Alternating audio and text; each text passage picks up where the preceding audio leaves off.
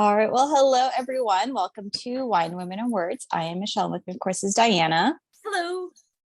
And we have author Stephen Kiernan back with us. You will remember last time he joined us for The Baker's Secret.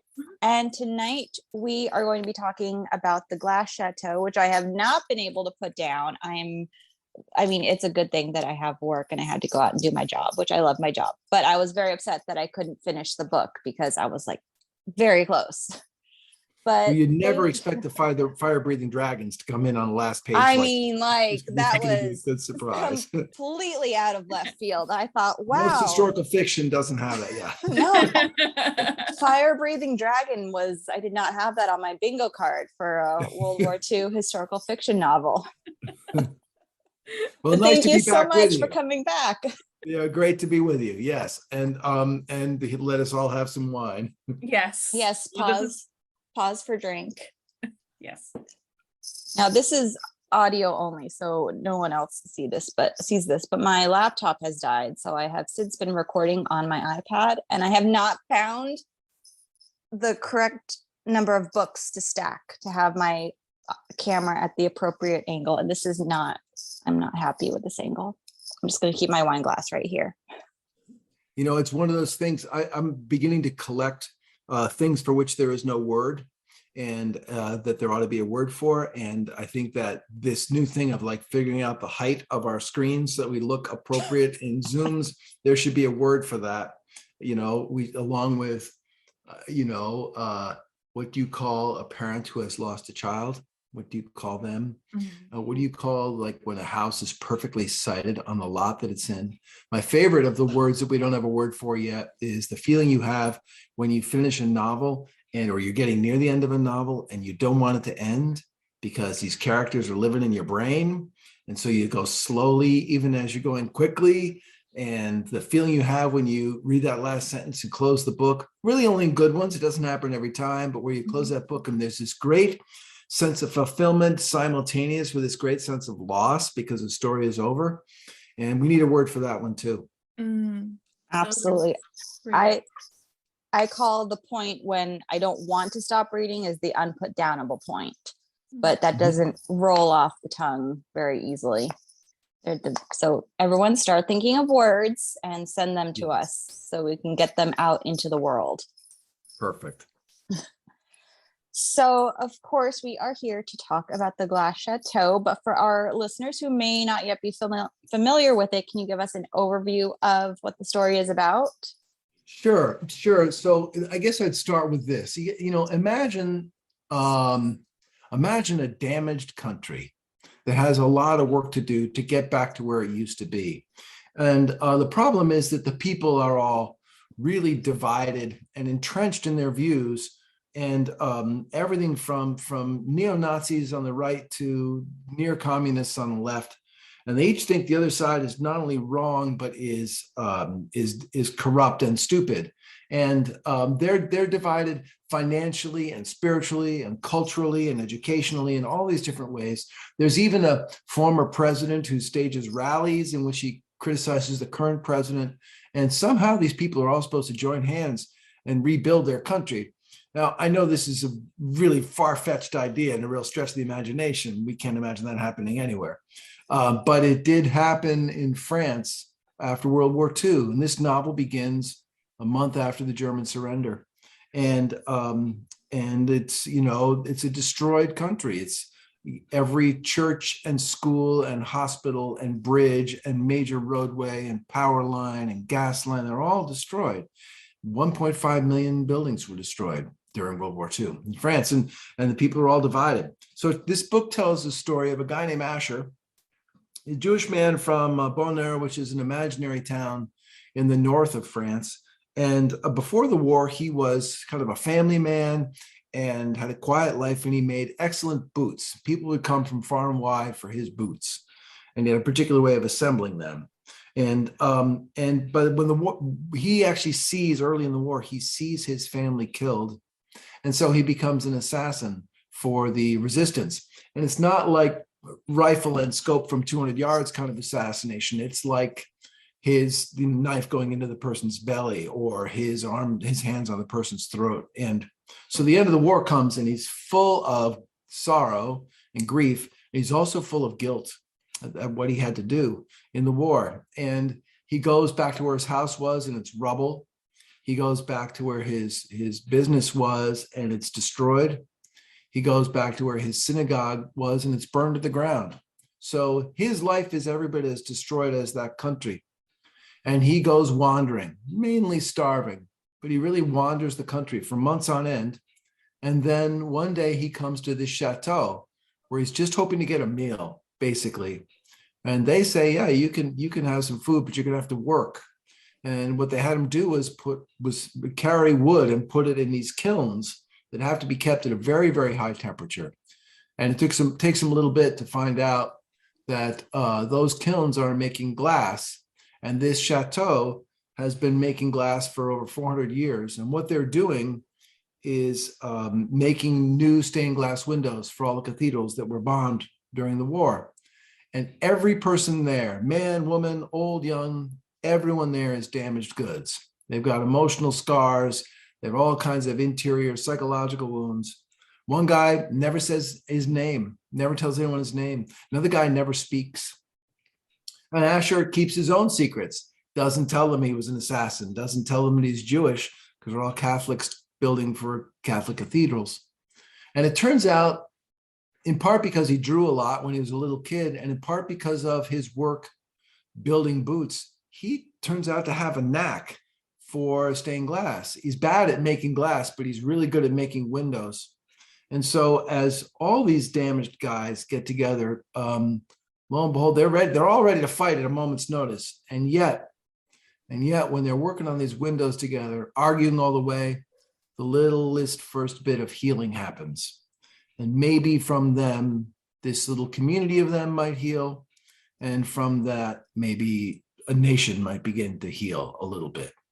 So that's the elevator version of the Glass Chateau. I feel like for the writers who do World War II fiction, and oftentimes it especially, I don't know if it's especially lately or especially because I just finished working in the World War II, but it feels like being a canary in a mine oftentimes, because like when you started talking about the story and you're talking about all these things that were happening in France at the time, that it feels so similar to today's time period. Yes. Well, I think there are a lot of lessons in history and that we're not good at learning them.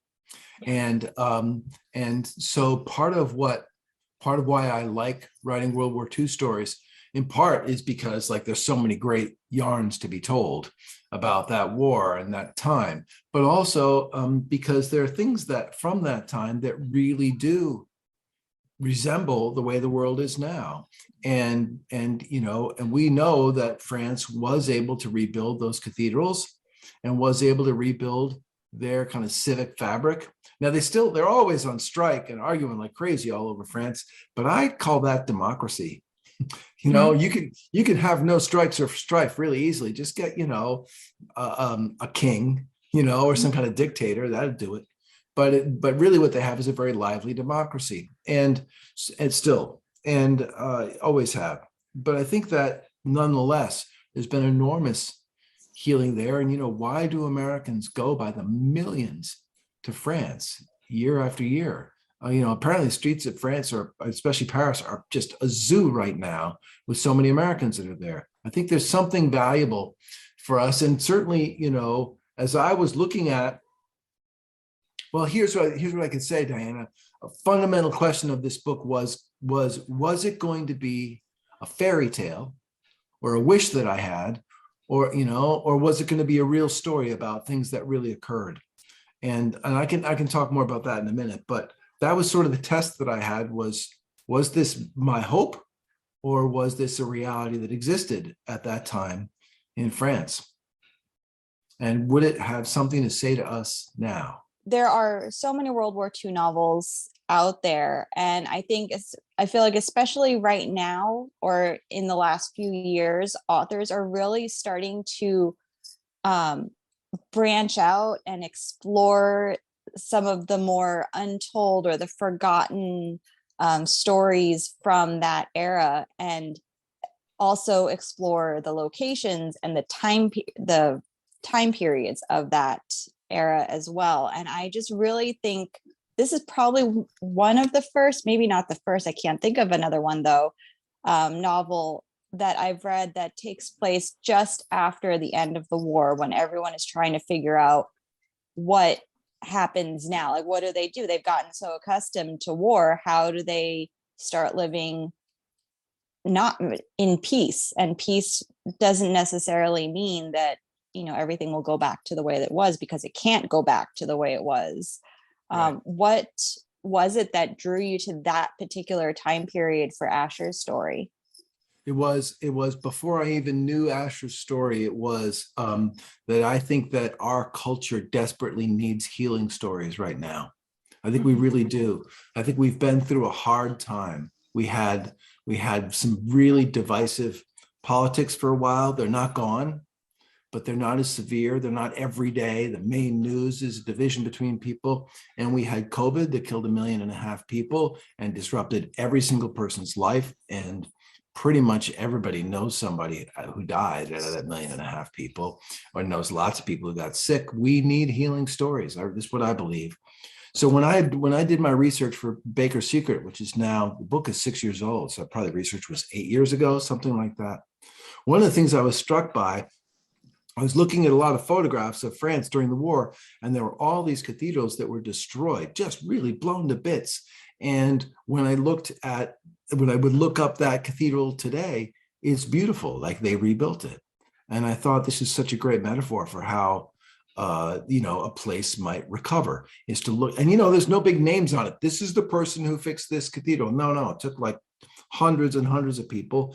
And these buildings that may have taken 500 years to build, literally 500 years, that they were able to get it in 20 or 25 years back in decent shape. So I thought, okay, well, that's where I can start with this. And so what I started looking at was the stained glass in particular, because it's a shorter time period for work, and it's something that's comprehensible to me, and I mean, we've all seen it, but maybe not looked at it. So that to me that's like one of the definitions of art for me, is to look at things that we see but haven't looked at. And in the course of it, I was looking for, like, did anyone make stained glass windows that really kind of changed what the art form was about? And the answer is yes.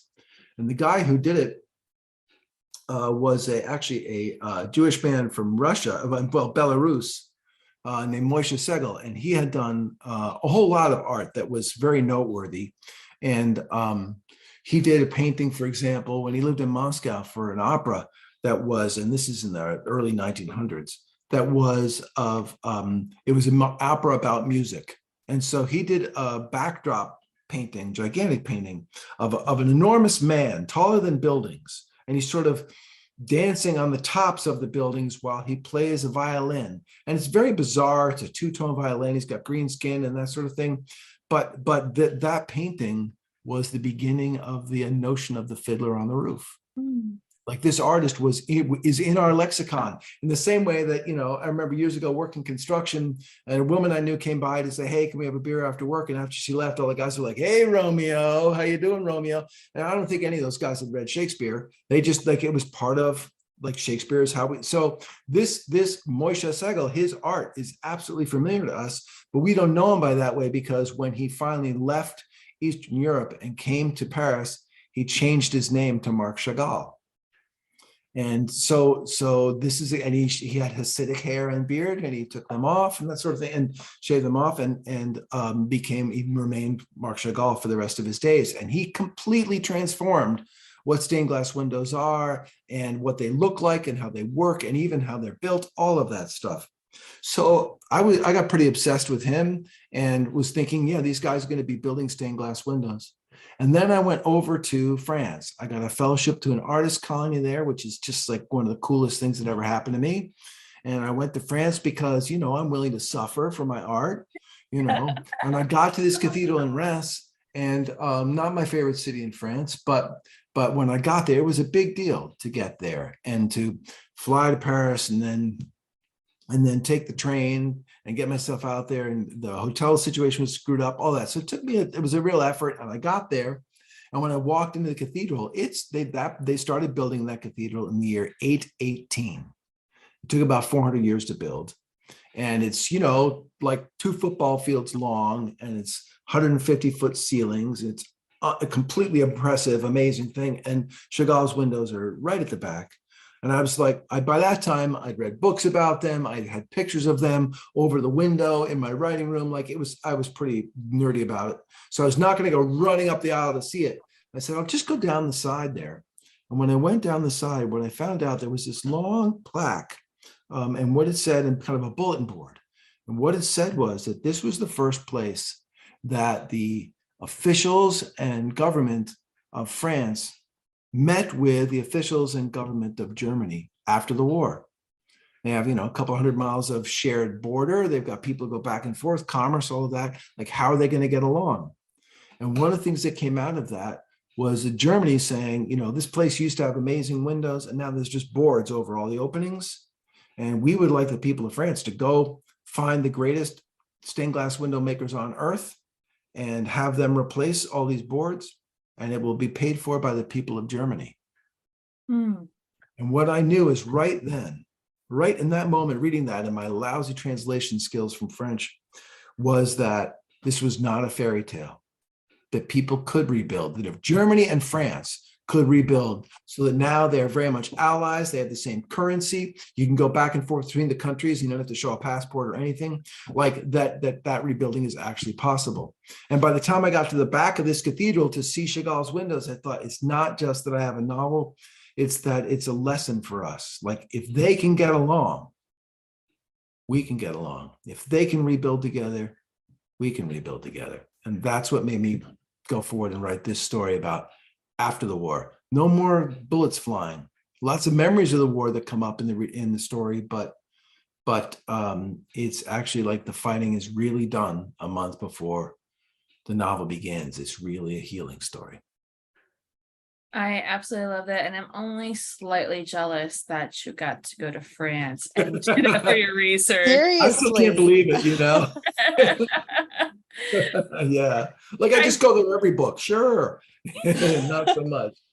Yeah, I mean, my husband has learned that the downside of being an author is that he only gets to go to the countries where I'm writing a book, or the areas where I'm going plan on writing a book for vacation. So that would turn it off. Otherwise, that doesn't happen. So does he have a wish list? Like, you should write a book here. Oh yeah. So where's that book on Maui you keep talking about? Right? Yeah, he wants to go to Greece and New Zealand, and he's like, you could just write a book set in Greece. Just, I know you write about Italian stuff, but can you just find an Italian in Greece? Something in Greece. Let's go to Greece. Did you ever read Corelli's Mandolin? No, but I have heard of it. A fantastic book about when the Italian army is occupying an island in Greece, and everyone is so stinking charming. It's like, it's really, really cute, but it also breaks your heart. It's a beautiful book. Corelli's Mandolin. Loved it. It was like one of my favorite books of the decade of the 90s. Just loved it. Enough so that I went out and I got every other book by that guy. And there was a trilogy that he wrote that was pretty good in Latin America, but Corelli's Mandolin was like, that was his masterwork, But I know what you mean. Like, you try to write stories that are going to take you where you're fascinated and where you can go. And it's not just sightseeing. It's really like learning in the kind of Hoover vacuum way of learning. Like when I was doing the research for Universe of Two, and I was learning about the atomic bomb, and I went to Los Alamos, like I was a magnet. I wanted to learn everything I could while I was there. And it was really cool and kind of scary. And so, to go to France and be able to see, well, here's the thing I was saying, like, I was really into these windows, but there's no comparison with standing in front of those windows while the sun is shining through them. And like your face is green because there's green window. Like, it's like, it's imperative almost, it's like a creative imperative. And maybe I would have imagined that experience, but to have been in that place I think your husband's just lucky he's married to a novelist. The reason he wants to go to places, because you don't go like a regular tourist. You go really looking for something unique and human. Mhm. Yeah, we were able to finally, the trip that we had to cancel to Italy in 2020, we were finally able to retake, and he got to follow me on some very interesting expeditions in Naples when we were there. All right. See, there you go. Yeah, it's fun. For you, anybody listening out there, make sure you marry a novelist.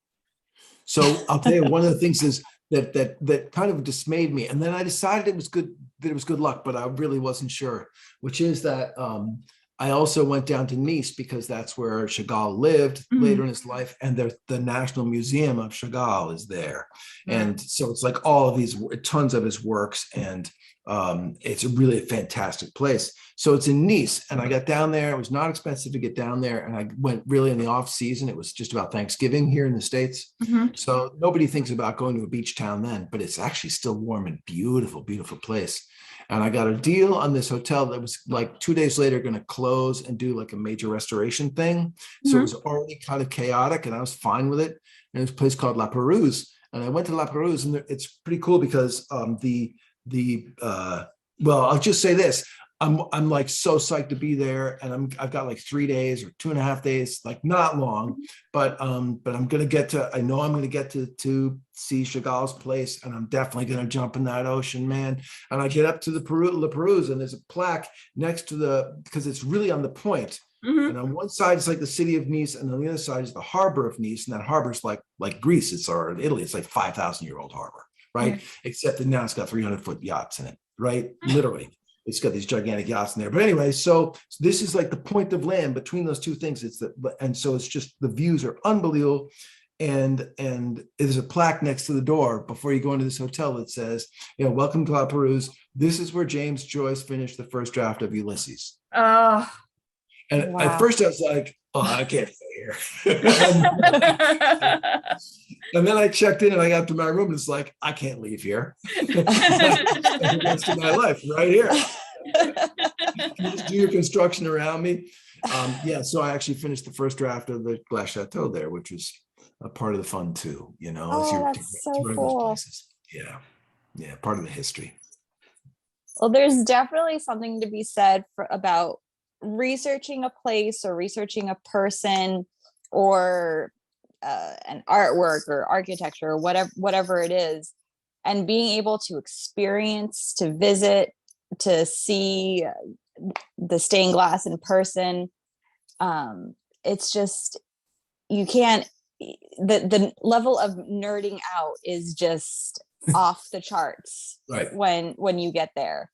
And I don't think anyone else can understand unless they have, like, they share that love of research or history or writing.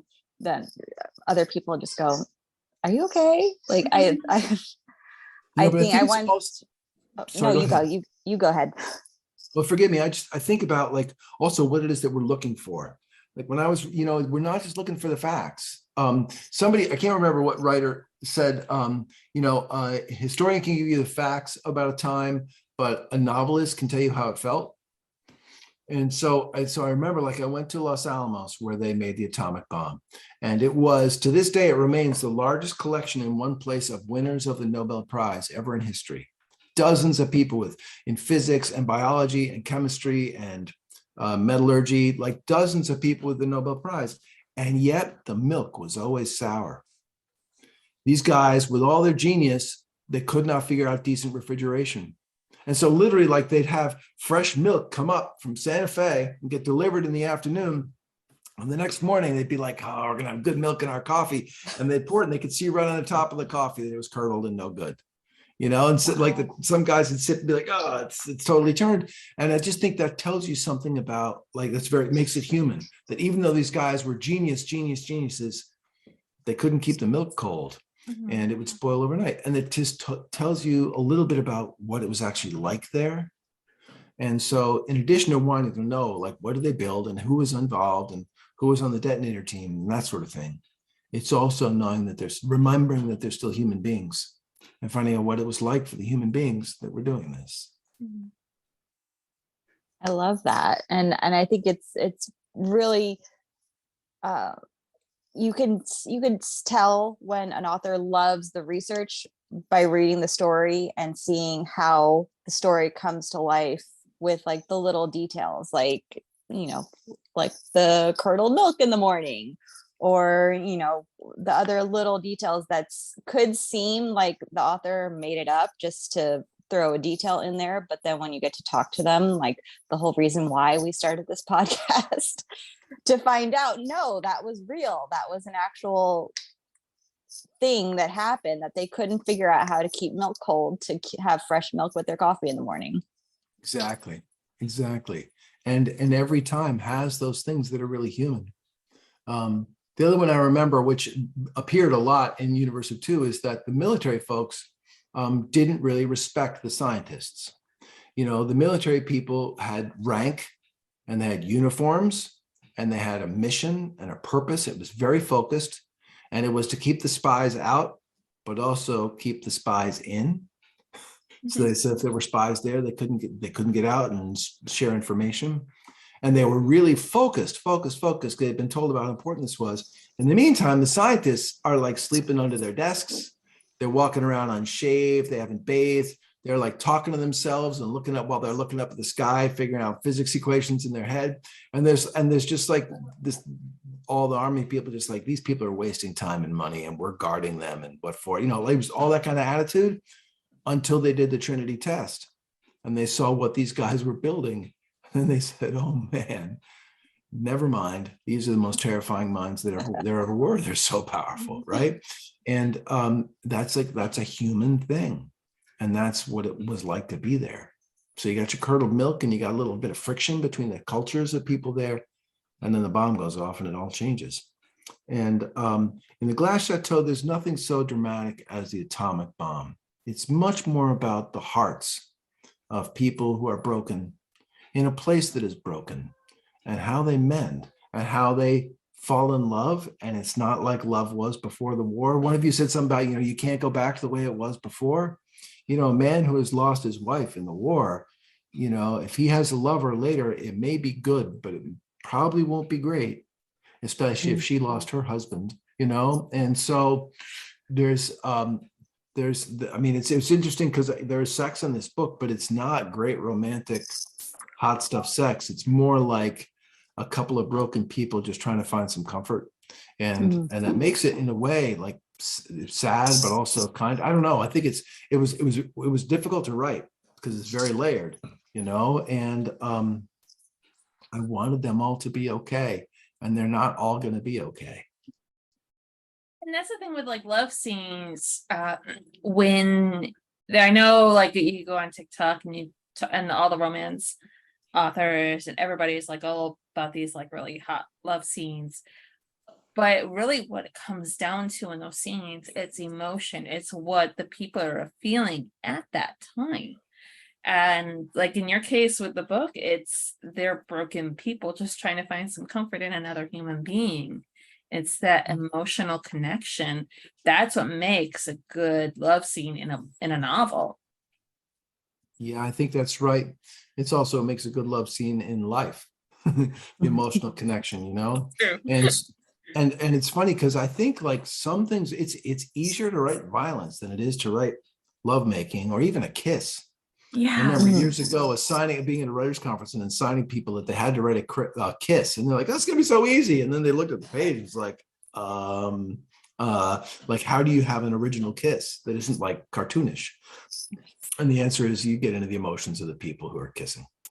And so in this couple that definitely loves each other, whenever they make love, she's holding her eyes closed as tight as she can the whole time. And we never get exactly why that is, but we can infer it from some of the things she says and does. She's not looking in his eyes in adoration, like there's wounds, and yet there is healing. And that's where I could keep coming back to, is that all these folks have got their struggles and they're just trying to find a way to be okay. And if they can be okay, then maybe their country can be okay. There was a line at the very beginning of the book, and I think it was Levi who said it.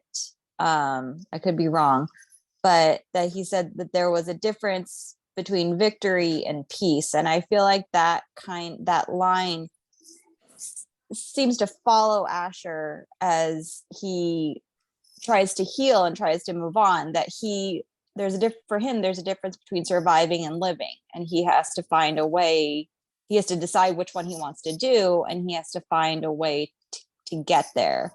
So I feel like that was a really beautiful line. And I was just curious how it found its way into the Well, novel. Michelle, I just love that you brought that up. I got to say, like, really good eye, because for a long time, that was the first line of the book. Oh, really? All these people think the victory is not the same thing as peace. That was the first sentence for a long time. And then I realized, like, I didn't know who was saying it. So then it's Eli who says it, I think. Eli. Okay. Yeah, Eli, right, who's carrying on right in the very opening scene. Yeah. But because he's a guy who talks a lot. And he carries on about how victory is not peace.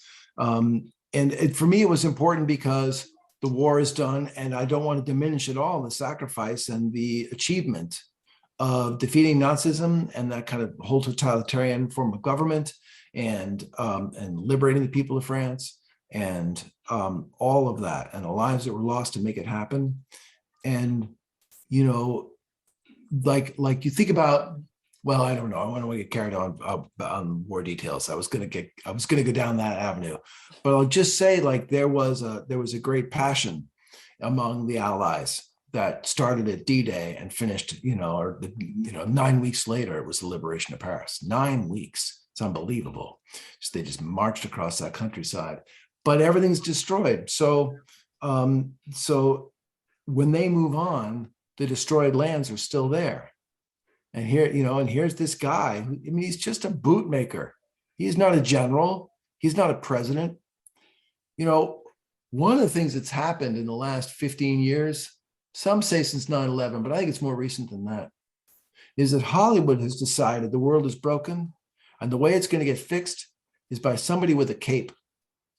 And they're going to come zooming in with their high moral purpose, and they're virtually immortal. They're kind of demigods. And they're just going to save us from all the bad things. And at the same time, books have gone a very different direction. They're much more about there is no superhero. I don't care if it's World War II fiction or it's a post-apocalyptic fiction, which there's also a lot of now. In both of those genres now, it's about ordinary folks who are caught up in this really difficult situation, and how are they going to deal? And are they going to be heroic or not? Mm-hmm. And I think in the Glass Chateau, the way that these people are trying to heal themselves through work is pretty heroic. They're not sitting around feeling sorry for themselves, although they all have nightmares and they're all squirrely in their minds a little bit, but they're working as their way of recovery. And nobody's wearing a cape. They're mostly wearing gloves so they don't burn their hands dealing with the hot glass. So did you try glass blowing or any kind of stained glass art in the I did. Yeah.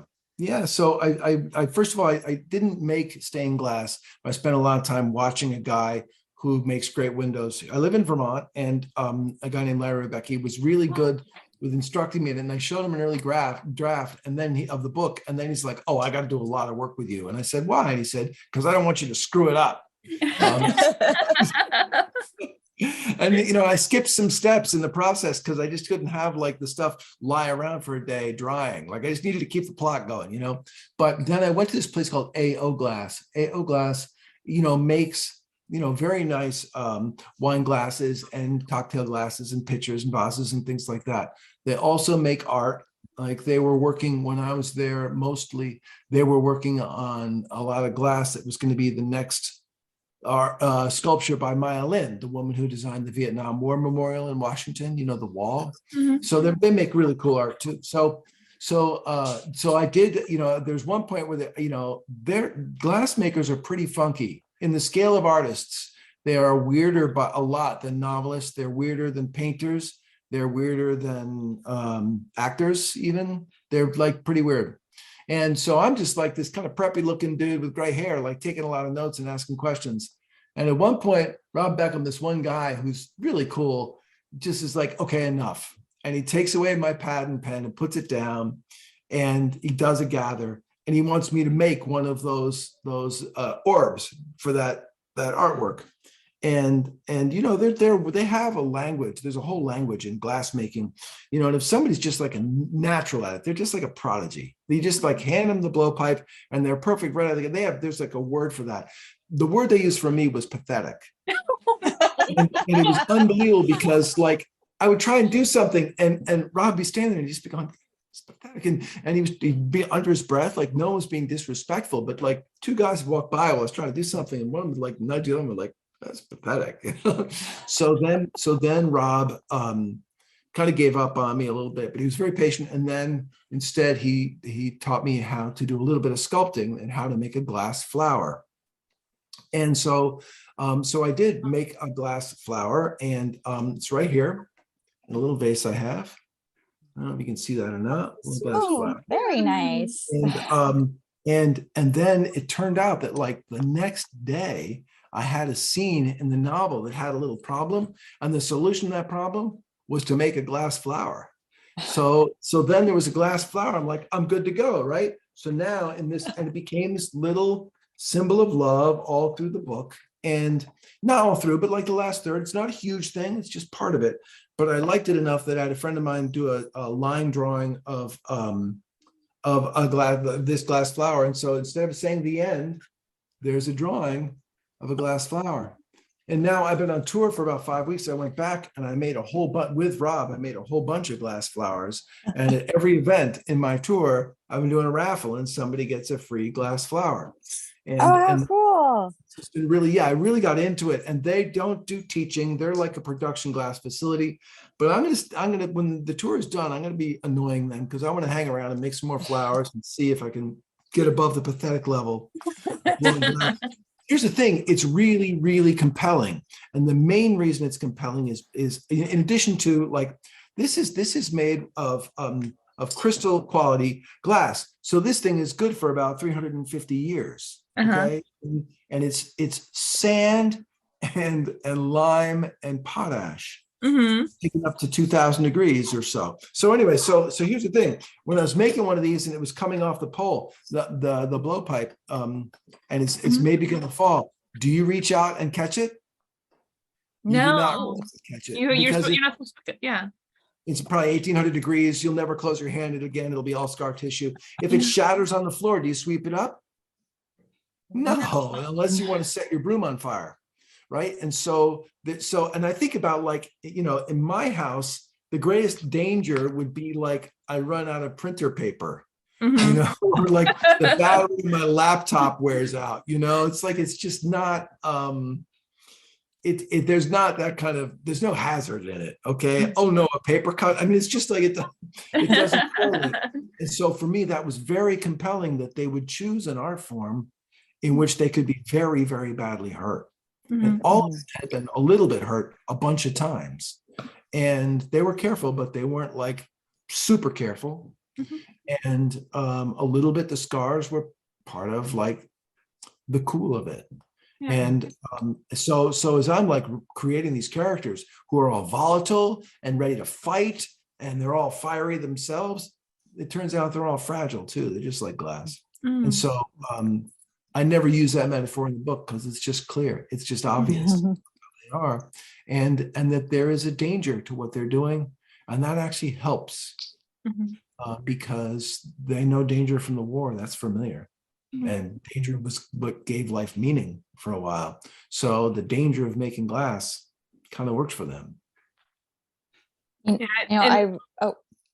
Sorry, I have to share this really quick. I just realized completely by accident, I just grabbed a wine glass, but this is the wine glass that I did in a glass blowing class with my mom. So we each made our own wine glass for her birthday. Really cool. And that is way, way better than pathetic. That looks really cool. Well, to be fair, there was someone doing most of the heavy lifting. The majority of the work that I did was just rolling the pipe thing back and forth and tapping when they told me to tap. But I was like, hey, it's my glass blowing wine glass. So when I was doing these orbs, I guess I can tell this, but you know, like you do have to keep rotating the pipe because the glass is very soft. And so you have to rotate the pipe so that gravity doesn't make it droop. And I was slow at rotating the pipe because I'm very left-handed, but everything for making glass is actually right-handed and has been for 1,000 years. So I was like, can we re-rig one of these things for left-handed? They're like, no, we've been doing it the other way for 1,000 years. You'll live. But the result was I was not a good rotator. And so my orbs drooped. And I just want you to know, at least in the atelier where I was learning from these guys, they had a lot of euphemisms about the globe drooping, mostly having to do with my masculinity. And it was very, very funny. And it turns out a lot of the terminology, I don't know if this is true when you took your class, Michelle, but a lot of the terminology is kind of sexualized. And so it's almost like being at a construction site. And these guys, you know, I hope to never be a drooper again. Yeah, it was really fun, but it also, you know, look, you want to empathize with characters, you know, with your main character is learning how to make glass and you're a drooper, like you know, it's not such a leap to understand how he feels when he can't make just a bowl, or, you know, the way that they're making glass is a particular style. They make these long kind of elliptical ovals, long, like a big balloon. And he can't accomplish that. So, but it turns out his gift is at design and assembly. And that would, like, to the writing, I don't know if you've gotten the part, Michelle, yet, or Diane, if you've read the part where he starts drawing again, having not drawn since he was a little kid. But that is, I loved writing that part, and him just sort of suddenly seeing the whole world as a potential subject for something that he could draw, and how that turns him into somebody who really designs beautiful stained glass windows. Well, I was going to say, I recognize some of Asher in your stories of glass blowing. Well, that part for sure. Yeah. but it's, and he mentioned, I mean, there was just like a throwaway line almost in the beginning of the story about how he, you know, his grandmother encouraged his drawing when he was younger, but he, you know, went into boot making. And I love the scene when he sat down, and that was like the first free moment where he had time to sit down and start drawing again. I really loved that scene. Yes.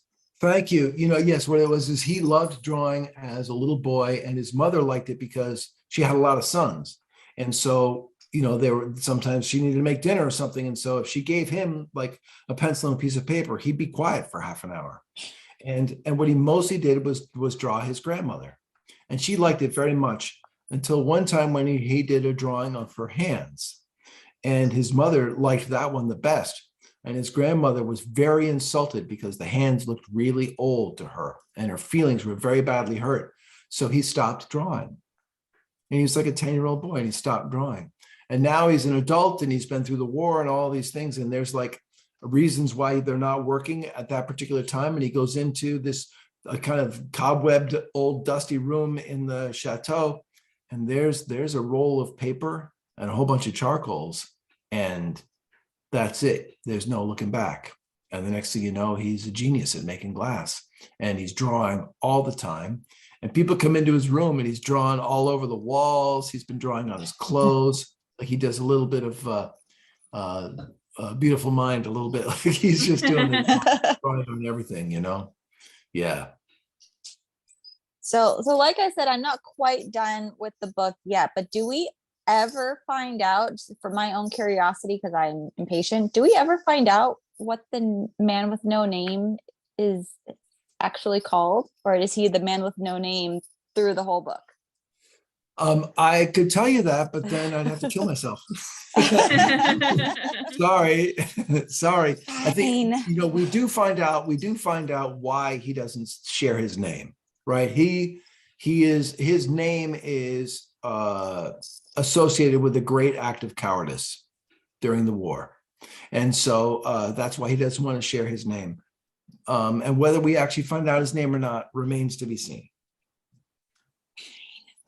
Fine, I know. Sorry. Fine, it's fine. So I think we have to now move on to our very super scientific survey, which I don't think we started when you were on the show last time, but it's a very super serious, like no fun involved Okay. at all survey, and Diana explains it best. Oh, okay. Okay. All right. This is where I take it away and move the little dog. So basically, Michelle and I've, as you know, I write historical fiction. Michelle likes to write fantasy, and I am very much a plotter. I have to plot out my whole stories. And in my daily life, Michelle likes to call me the Queen of Chaos. I'm okay with chaos. I don't know if it's necessarily I am the queen, but chaos happens and I just roll with it. Michelle, on the other side of things, when she's writing, she just likes to show up and whatever the characters tell her is going to happen that day, it's a surprise to her just as much as it is to the piece of paper. And for her, in her daily life, she likes to have everything nice and neatly organized. So now our question for you, Stephen. Are you a plotter or are you a pantser with your writing? Well, the first thing is, I'm looking at the bookshelves behind you and the bookshelves behind me, and I know who's got more chaos going on. Your bookshelves are very tidy. They even look like they're organized by color, like the colors of the spines. This is the only organized part of my house. And it's that I strategically here because I do Zooms from here. I know Michelle's not giving anything away in her background. I just think since we're audio here, we should just say I have sort of a chaos behind me, and the only thing that's end out is my own books because I'm vain and I want to be in the background of the video. But so here's how it works. I'm both a planner and a pantser in this way. I worked for decades in newspapers, and I did all my writing on deadline, daily deadlines for decades. Yes, right. So the thing is that you learn over time that the deadline is your friend, because you're never going to get it perfect. So you get it as far as you can, and then the press starts, and you get to start over tomorrow. And that deadline really helps. And so I don't exactly deadline myself, but when I'm writing, I go fast. I've been making my living just by writing since January of 1988, long time. So there's no ritual for me starting at the day. There's no procrastination issues kind of thing. It's like I have my cup of coffee, I have a little bit of breakfast, I open the laptop and I start pounding the keys. And I just go there. And usually the way I start most days actually is I rewrite what I wrote the day before, so that by the time I hit a blank page, I'm already totally back in the story. I've already been working with the language and interacting with the characters. And I get to the blank page and just like, I already know what happens, and I go. And it makes me write first drafts really fast. Mm-hmm. And if things are chaotic, something changes, I don't even go bother going back and fixing. If I decide a character has a different name, I just start calling it by the new name. I'll fix it later. I just go. And I get to the end of that first draft. And then I take a look at it and I say, okay, what's this book actually about? What is this book really about? And what I find is, first of all, the whole time that my conscious mind was working really hard, remembering how the characters speak and what they're wearing and where they're sitting, and do they smoke? Are they smoking in this scene?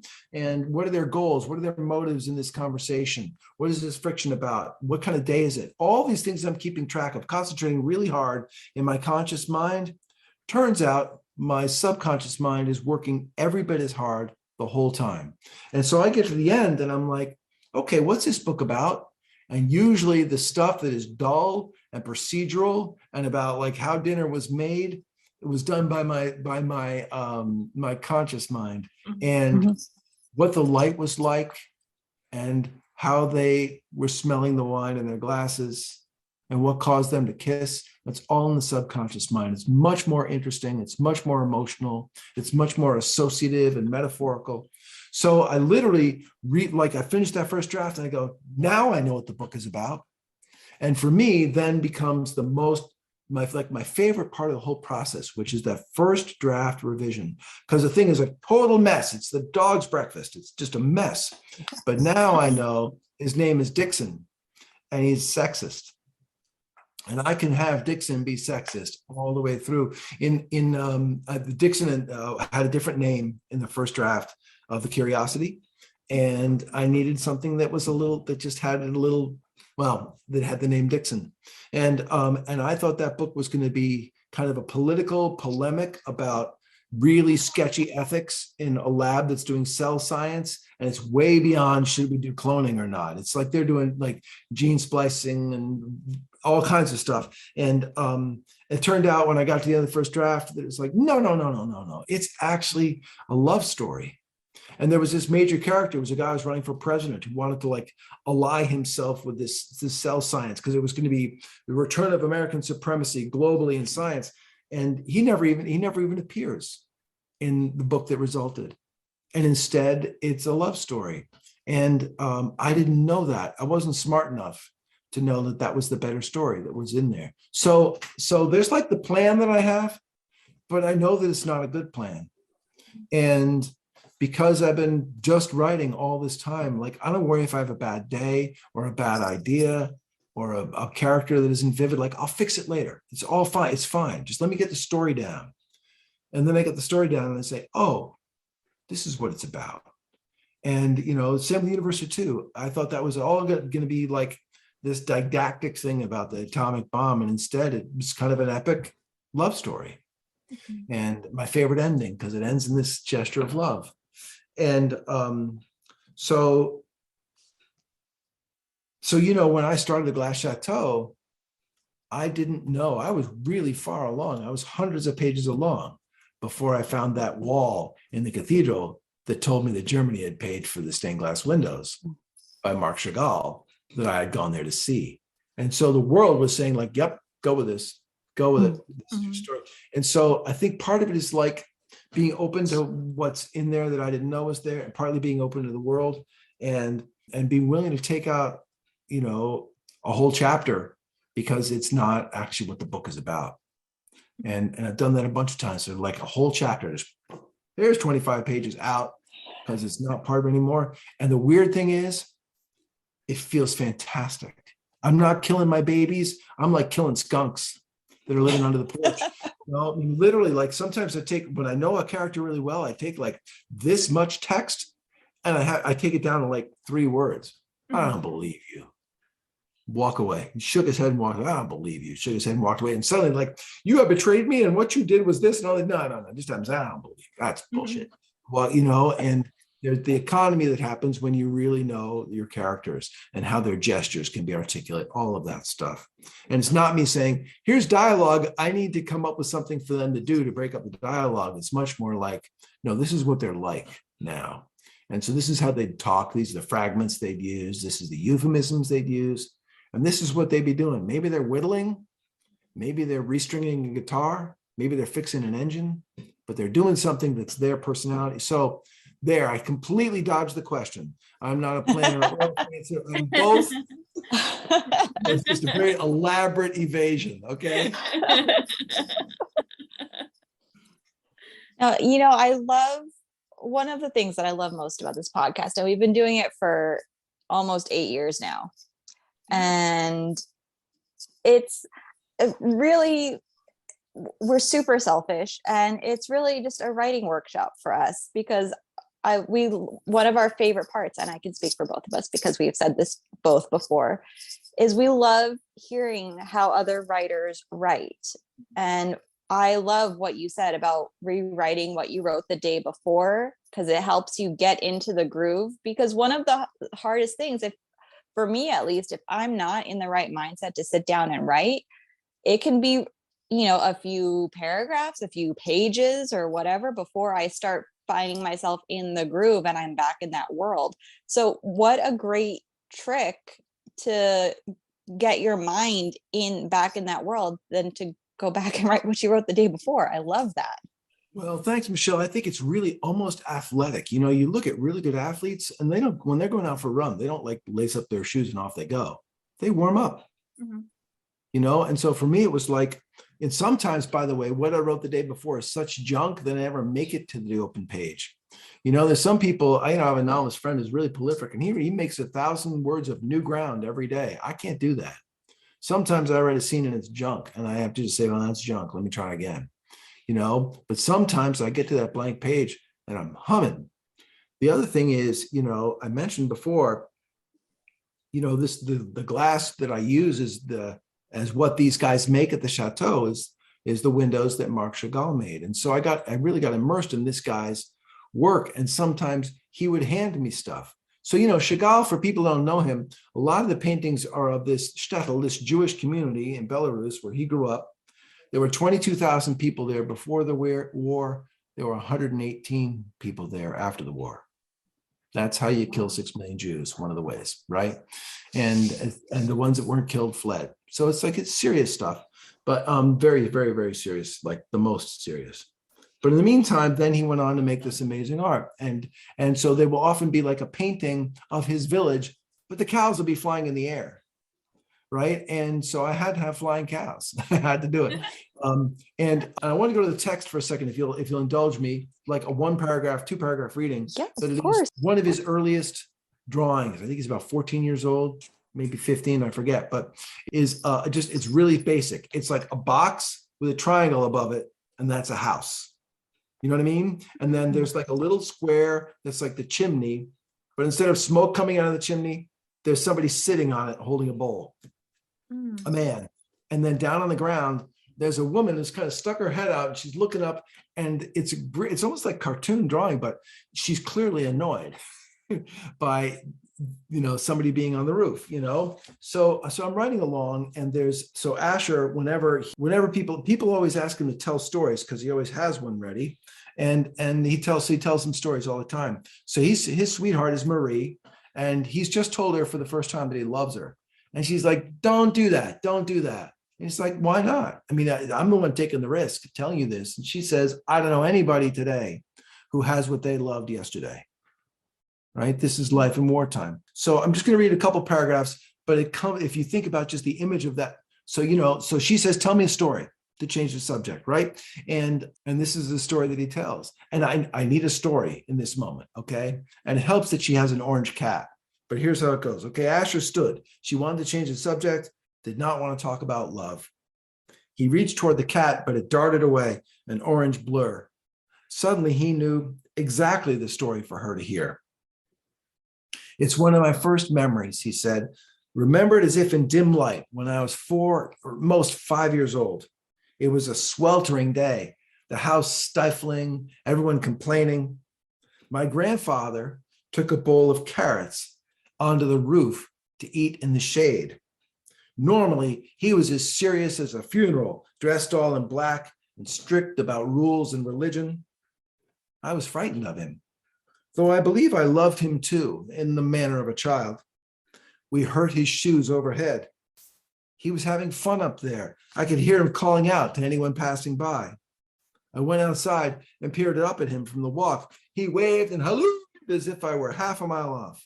I can still see the old man's immense beard, pure white against his traditional garb. Asher was surprised at how amused he felt telling the story to Marie, what lightness there was in sharing the memory. When he came back down, there were bits of orange in his beard. It was funny to me, little me, it was side-splitting, really. Tiny bits of carrot in all the white. But I was afraid to say anything to him about it. It might be considered criticism when I only meant to be helpful, so I held back behind the door. But my grandmother also had noticed. She went right over, stood in his way, and picked those bits out without comment, every one of them. Then she took the bowl and brushed him along on his way. What Asher did not tell Marie was that this was the love that he wanted for his life, where affection was as ordinary as the air. That was beautiful. And honestly, this was the first ever reading we think we've done on the podcast. Yeah, I think so. Yeah. One, if not the Wow. first, one of the first. Yeah. Well, they're just not drinking as much wine as I am. But it's just to say, like, there's no way I could have planned that. I will never be within 100 miles of smart enough to plan that. It just has to be like, oh, he needs a story. The cat is orange. Oh, carrots. That guy with a bowl on the roof. And that's the joy, and I can't tell you what draft that came in, but it wasn't first draft for sure. For me, when it comes to the plotting side of things, it's more like guidelines, like with like pirates, where I like to have my roadmap. And for my first two books, especially, I had people's lives. So there were certain points in their lives that I had to be able to meet in the plot of the story. But I do feel that outside of those little points, those plot points, those points within your plot outline, whatever, I'm a writer, I have that you have there, that's where I think the freedom of the creativity comes into. So you can go off and write about the cat and the wonderful story, but then you can circle back and be like, okay, I was meaning to get to this point today. We've got to go to the 7-Eleven today, so I've got to be able to get us to the 7-Eleven. Right. Basically. So Kurt Vonnegut said, I'm going to quote two people. First is Kurt Vonnegut. He said, in every scene, every character has to have something they want, even if it's just a glass of water. They have to have something that they want. And I thought that was really reductive and simple until I realized that it's also true.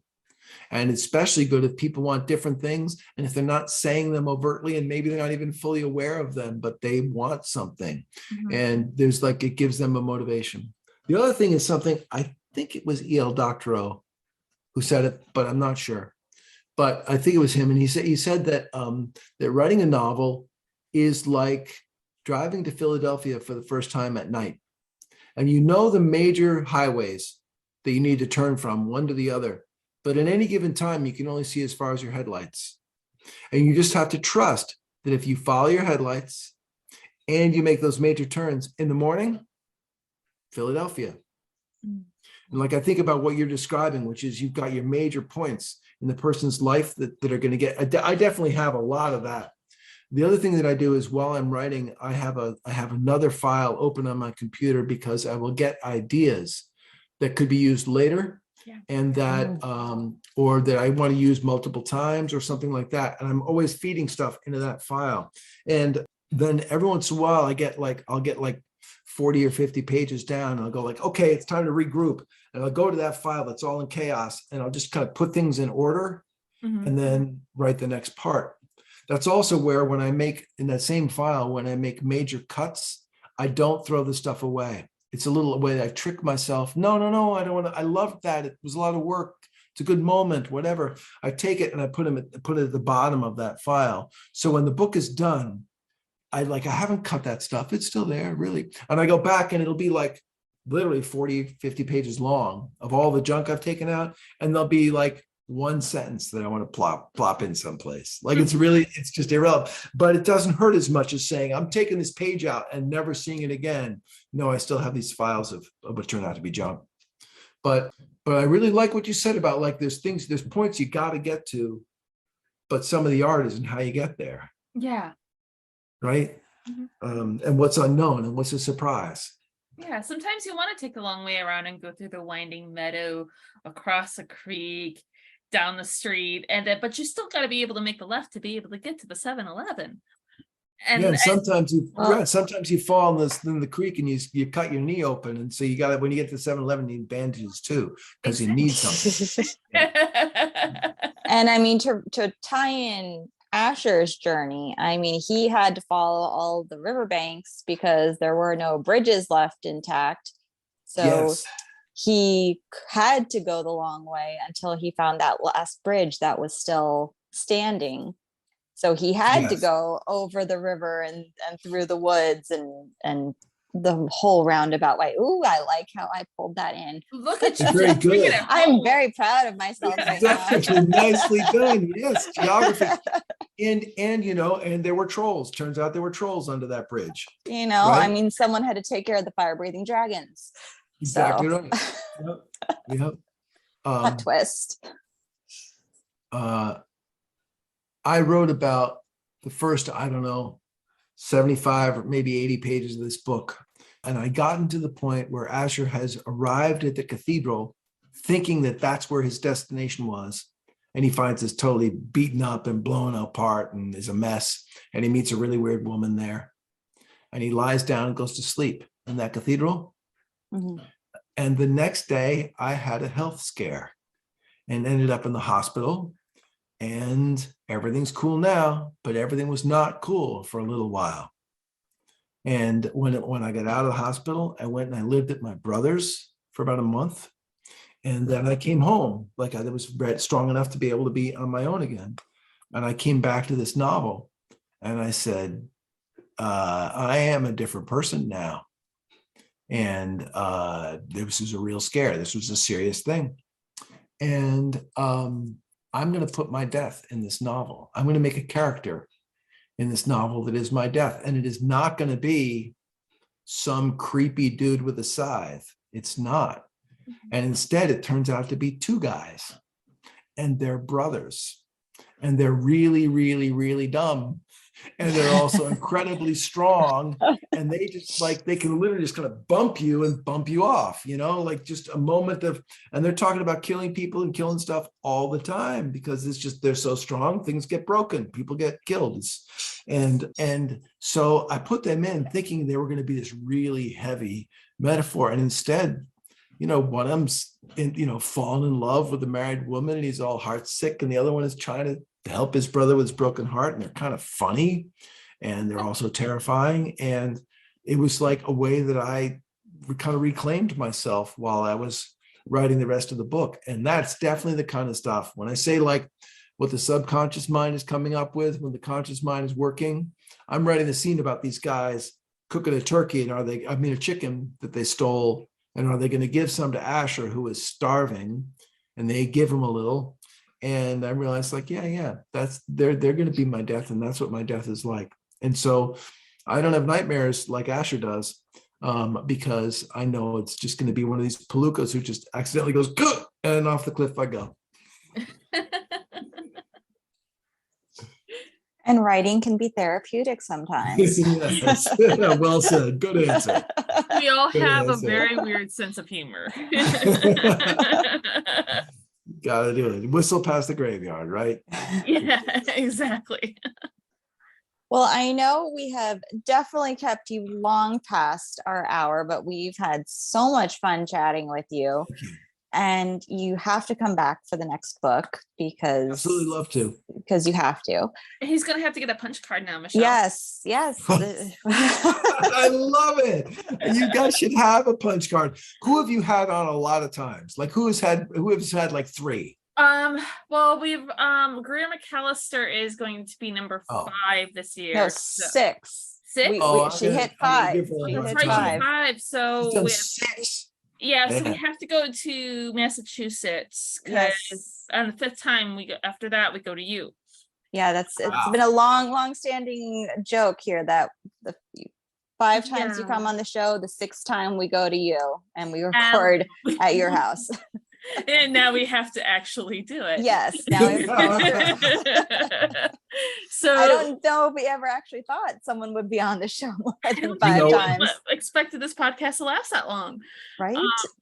So Greer and I are friends, although we've never met, because I'm a fan and we just have connected through writer circles and online and so on. And I've just got to give her a hard time about, is she ready to host you and the film crew, the sound guys, and the gaffer, and the best boy, and our whole team of 2. My chaos. The constant need for wine and cheese. It's okay. I'll have the list and the schedule and the plan for how the evening will go. And now throw it out the door. Vermont, I mean, you're right there. So, we can piece of cake. Just go to the end of the world and turn north. We're very, very north. That's the thing you need to know. Okay. You both are pretty south relative to like the equator. Okay. Yes. True. And right. And I live about 40 minutes from the Canadian border. Okay. It's up there. Yeah. So come in January, it'll be really fun. We should. My husband, when we were in we went back east a couple of years ago to visit family and do some book stuff.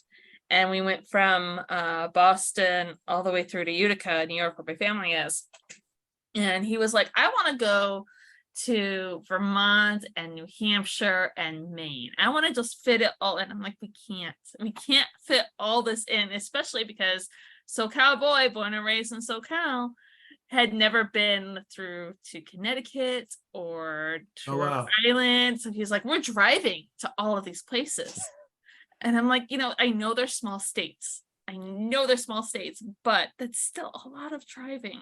We're going to have to save Connecticut and New Hampshire and Maine for the next trip. So I guess, Michelle, it's going to be like a whole month trip, and we're just going to have to make our way. I guess the sacrifices we make. Exactly. I'll just have to write a bunch of novels really fast so you can add Vermont to it and write the whole thing off, okay?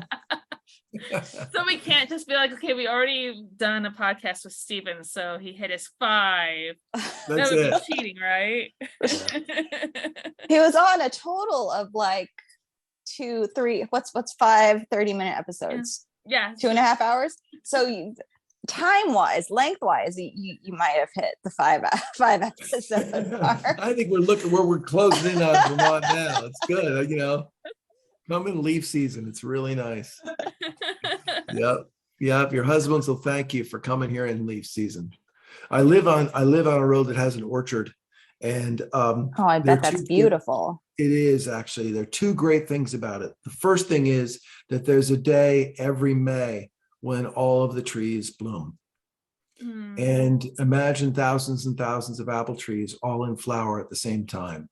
And they're humming. There are so many bees all over them, pollinating them. And if the wind is right, I walk outside and it's like I'm in heaven. It's the best scent on earth. And the second thing is in the fall when they have, the fresh made cider and they have the apples that are just picked and you can pick your own and all that, they make the best cider donuts on earth. And I try them everywhere I go. Everywhere I go, I try them. And I'm ready to be like second best, third best. But I'm telling you, they're really, really, really good. And don't take my word for it. Come on over and walk up the street. It's like a half mile, okay? And it's a dirt road, like you won't get run over probably.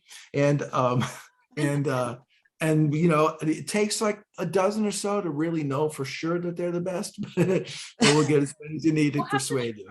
We'll have to try, because I'm from central New York, so we had quite a few apples, and we had orchards. So we'll have to see if Vermont is better than what I remember growing up in New York. Well, the Empire apple, that's from New York State, and it's a really, really good baking apple and really delicious. Yep. Sounds like another super serious. Sounds like another super serious Wine Women Awards survey study. Right. Yeah. You were making me nervous with all that science stuff. I refilled my wine glass. We warned you ahead of time. I can never be serious. You should have known. We don't do serious on here. No, you're both going science on me. It's like, oh man. I didn't know there was going to be a quiz. Exactly. Nobody told me. Well, everyone, if you would like to order your own copy of The Glass Chateau, it is out in the world, and you can click on the link to our bookshop on bookshop.org in our show notes to order your own copy. As always, bookshop.org does support our incredible writers. It supports the podcast, but most importantly, it supports all of the wonderful indie bookstores out there. And Stephen, so you mentioned another book in 2025. Did I get the year right? Okay. Yes. Okay. So speed it up. We have like 2 more books after that. Yeah, exactly. Yeah, I think I'm going to deliver that tonight under about 2 weeks is my hope. That's really exciting. I'm touring right now, so it's a little bit the time to really get major work done is a little limited, but I'm making progress on the kind of punch list, and I want it on her desk, because it's been done for a while, almost done for a while. So there's a point where you just want it to be like, okay, now go to it. So yeah, let's hope winner 25. Okay. All right. Very cool. All right. Well, thank you so much for making time for us and for hanging out and letting us pick your brain. Hey, thanks for all the good you do for writers and for readers and especially for bookstores. Really appreciate it. Thank you so much. Have a good evening. Okay, you too. Thanks.